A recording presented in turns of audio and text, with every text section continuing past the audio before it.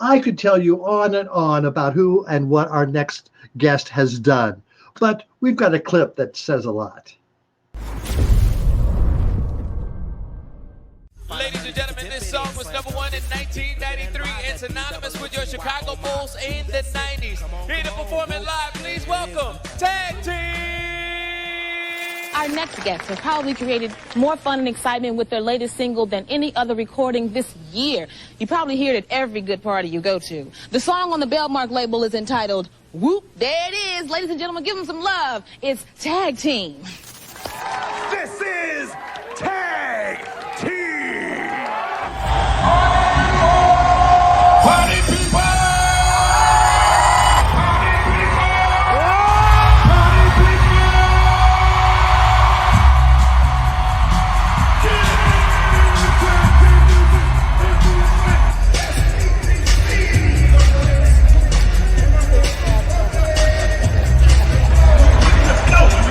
Something like this.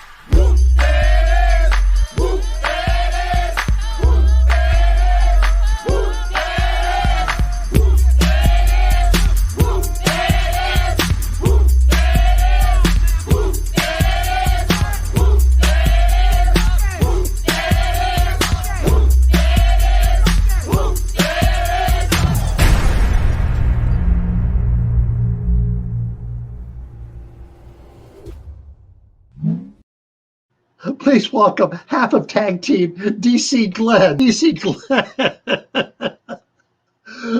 Do you ever get tired of that? Can't hear you. You're muted there, DC Glenn.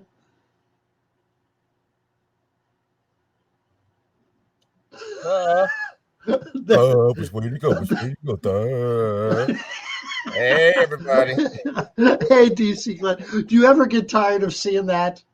No, I don't. Actually, I haven't seen that in a while, and I was very happy to see that. That's a little. Oh my God.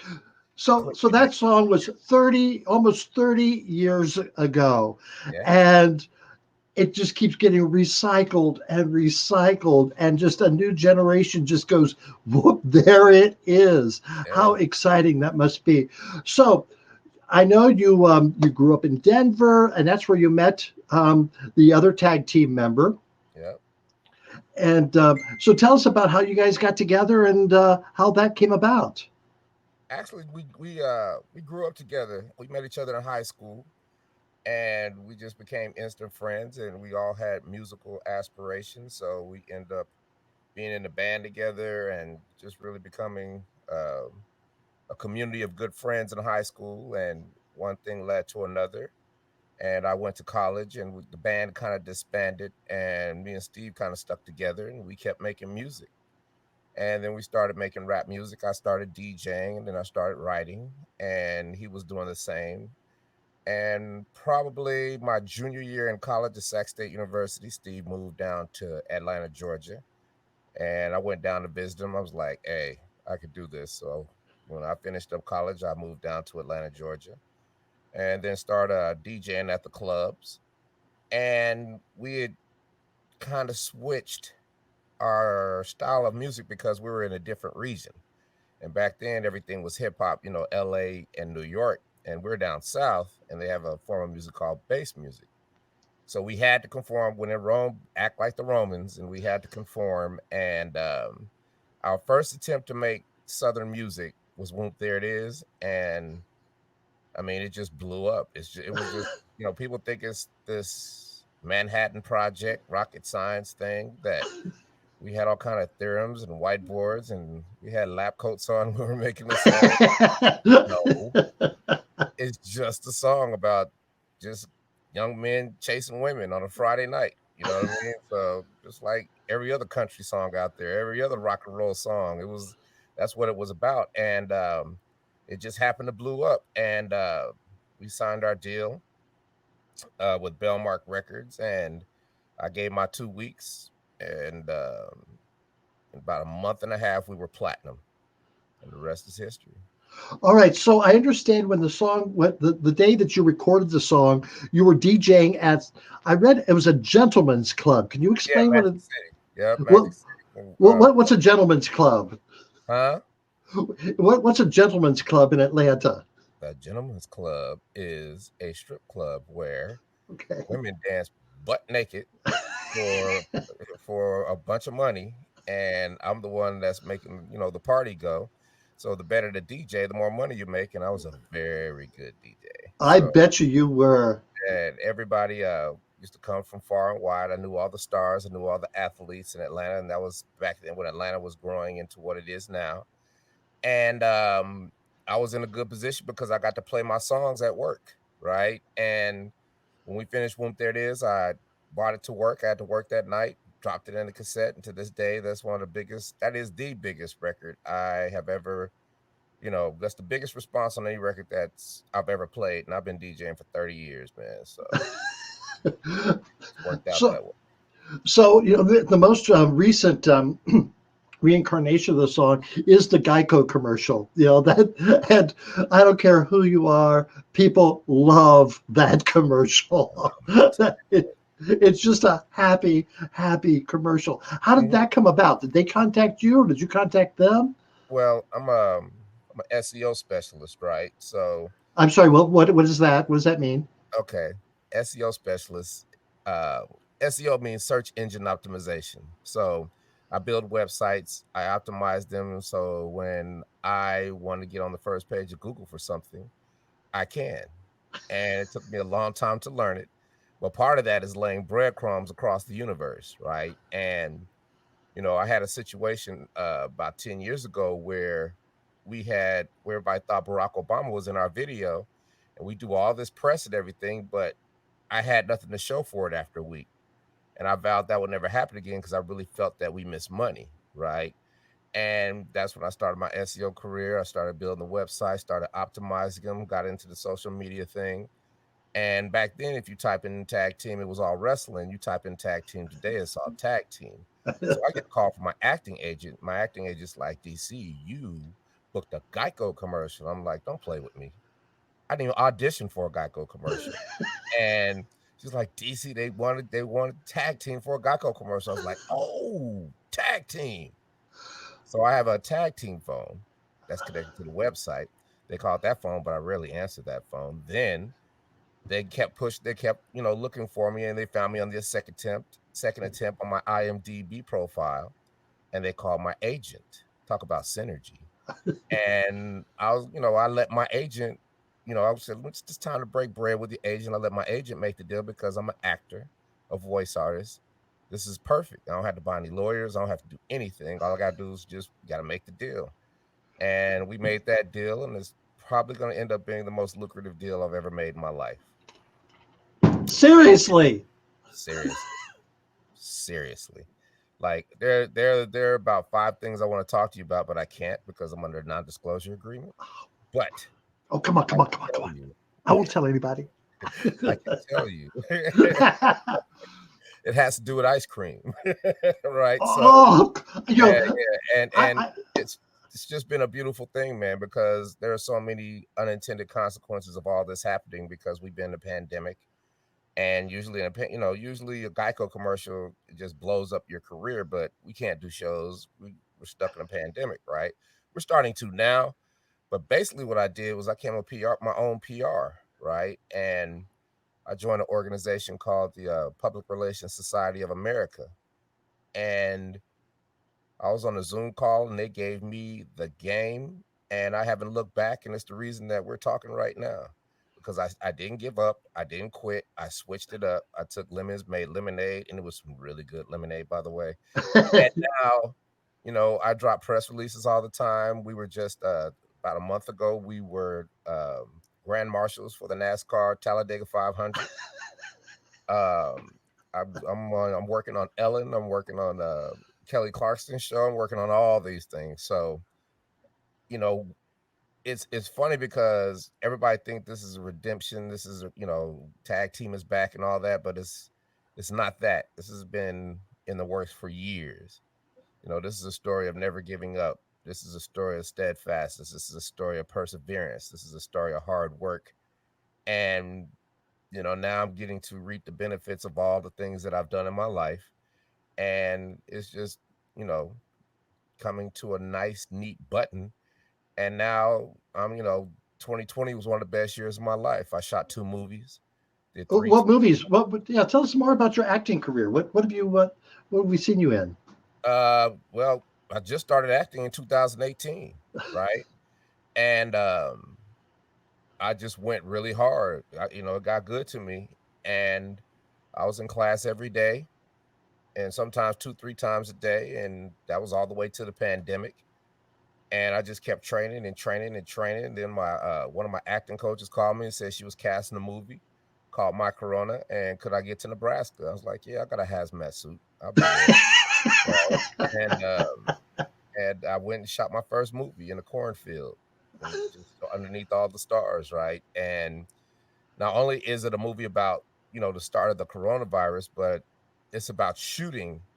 There's a documentary on the other side about shooting a movie in Corona, in a pandemic.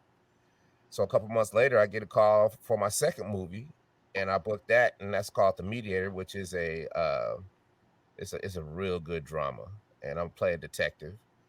Then I'm booking a lot of voiceover.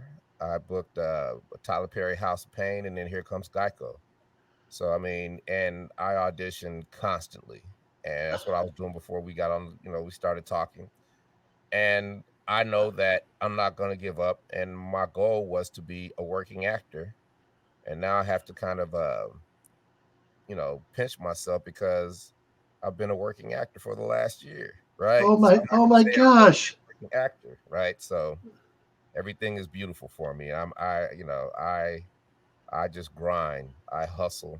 I don't give up. I play offense, and I stay as positive as I possibly can. I feel that positivity now. One of our viewers is asking, what is the most important thing that you recommend an upcoming artist should do to benefit their career? And also says your music slams. Thank you, Nick. Very much. Usually, what I do when people ask me that question, I say, "Give me your email," and I send them a file. And that file, and there's a book. And if they don't want to read or can't read, there's a video. And if they look at that book or read that book or look at that video, then give it back with me. Then I'll give them to the next step, right? And I can tell you 98% of people don't hit me back, but the people that do will still be confused, but at least I'll know they tried, right? And what it is that I'm giving them I'm telling them the things that I wish somebody had told me when I was a young man, right? And I'm giving them the back end instead of the front end, because the back end is the most important part. The front end is the stars, the cars, all that stuff, right? I care less about that. But the back end is when all that fades and all your celebrity fades. What do you have?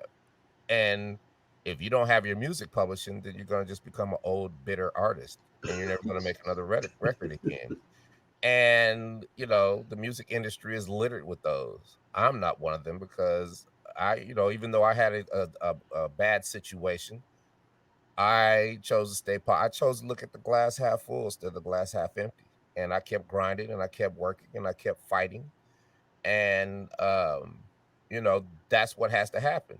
We still make money. We still was doing shows. We still were doing all kind of things, but I'm blessed to have, maybe in 2003, I think, I realized I had a forever hit record because I'm sitting in the movies looking at Will Ferrell dance on the table to Whoomp, There It Is in a Christmas movie, right? So I'm like, whoa, I got a pension plan now. Now it's up to me to make my own money, right? And I would tell them, work hard, learn about music publishing because that's the only thing that matters, and just don't give up. If you start, can't give up. Everything I start, I do not give up, ever. All right, you mentioned that ice cream was involved. Now, we are calling from Burlington, Vermont, home of Ben and Jerry's. Mm-hmm. Are they involved with anything? Blink twice. Not yet. Okay, and also, who came up with the line sprinkles? Was that in the script or is that Okay, so spontaneous? I'm an actor, right? And when we finalized the deal and everything, it initially was supposed to be soup. There it is, right? So I'm like, okay, let me start preparing. And I'm looking at Seinfeld episodes, trying to find the soup Nazi episode so I can get ideas, right? But then they call me like, no, it's not going to be soup. There it is. It's going to be, it's going to be scoop. There it is. And I was like, ice cream. And it took me back to my childhood because my father used to make us ice cream. And he used to put the eggs and the milk and the sugar and the vanilla in the bowl, and we'd go get the cylinder ready, put the ice around it with the rock salt, and he poured it in, and he'd be like, "All right, get busy." And my brother would turn 5 minutes, and I would turn 5 minutes, and 20 minutes later, we had ice cream. And it's it was such a visceral and such a emotional, um, you know, memory that I wanted to bring that essence to the commercial. So I said, I'm going to come with about 7 or 8 things that I could bring to this commercial. And one of them was a spinning scoop, but I couldn't find anybody to make it. So I didn't think we were going to be able to do that. And another one was sprinkles because I know kids love sprinkles. I don't know why. I think sprinkles are nasty, but hey, they love sprinkles. And, then a bunch of other stuff, right? And we had a production meeting, and I asked the director, I said, "Hey, I got some ideas, like whatever you want to do, DC." And we shot everything I wanted to do. And those are the nuances that make that commercial solid, right? Because we had a production in our meeting, and I was like, "Hey, I couldn't find nobody to make a spin and scoop, so we're not gonna be able to do that, but we can do." He's like, "No, no, no, no, no, it'll be done tomorrow." It's like, what? And they had my spinning scoop. They had a dump truck full of sprinkles, and we shot that video all day, and then it was over, and I knew that when they sent it to me and I saw it, I knew it was big, but I knew it was big when it said Geico, and I know what it means to people when they do a Geico commercial. So I gave it everything I had, and it seems like you wouldn't do that to something like that. It's just a commercial because just showed up and did what they wanted, but that's not me, right? I understood what I had, and now, you know, everything, it's been a piece of the puzzle that I've been, the fabric I've been weaving together because I've been hustling all my life in a good way. I'm a licensed commodities broker. I know SEO. I do voiceover. I'm an actor. I do a whole bunch of different things. When everybody told me that, when I was younger, I'm a jack of all trades, master of none. But if you live long enough and you hustle long enough, you become masterful at some of those trades, and then they all serve you, right? Oh, well, my gosh, DC Glenn, I can just imagine some mother pushing or father pushing their child down the ice cream or the grocery store, and they see the sprinkles, just yell sprinkles. Hey, hey, man, I've embraced it, and they call me Mr. Sprinkles now. But and I'm okay with that. Oh, I'm well, okay with that. I'm okay with well, oh my gosh, DC Glenn, thank you so much. You are such an inspiration, and just what a wonderful story of that. perseverance and Yeah. just keep And I self appreciate you challenging. guys. I appreciate you guys for having me because I learn more from talking to people, and I just really appreciate you guys. Let me come on here and run my mouth. Okay. Well, our previous guest, Kevin Levesque, excuse me, is a drag queen known as Misconception, Uh, and I believe Kevin has a question for you. So, okay. Kevin, hello there. So, Kevin, do you have a question for DC Glenn? Hey, DC, nice to meet you. Pleasure. I have a question for you. Now, you talked about your voiceovers, Yeah. that you're doing voiceovers. I researched yourself a little bit more, and I noticed that you're doing something 2021 with The Simpsons. Can you talk more about that? No, I can't. Oh! That's it. I love it. I love it. A good old No, I can't. NDA. We all No, have I an can't. NDA. All I can talk about is next Wednesday on NBC. That's all I can talk about. Ooh, it's that close. Hey, man, there's so much going on. I'm telling you, and I am truly blessed, and I'm grateful that people have been, I've been blessed to touch the world, And all I want to do is, like I said, is just talk to as many people as I can and try to help people and inspire people to do things and be great and be successful in life and, make this life worth living. And if I could do that with just a couple people, I'm happy, man. So Well, that's what you've done it with a lot of people. I know 2 people right here tonight you've done it with, and millions, So, millions more. and I'm humble. I'm Oh, not, yeah. hey, I'm just a regular guy. You know what I'm saying? Yes. So, We do have one of our people who do want that file, and we will forward that yeah. email address to you. Hey, send me that, and I'll send you the link, and they can have at it. All And right. they finish that, send that file. If they want to call me, they can call me. I would love that file too. All right.